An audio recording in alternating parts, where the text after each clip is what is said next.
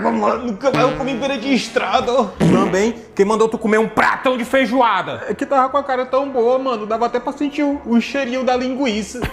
Lá ele. Tá, me dá aí o papel. Que papel? E tu não trouxe o papel, não? Ficou lá no carro, tu não falou que era pra trazer? Meu Deus do céu. Tá, eu vou lá, aguenta aí. Rápido, cara, que eu tô com medo de aparecer algum bicho por aqui. Tá, tu vai querer o papel higiênico vermelho ou azul? Tanto faz, elemento. Eu só quero limpar minha bunda. Mas tu tem que escolher um, cara. Tá, me dá o vermelho aí.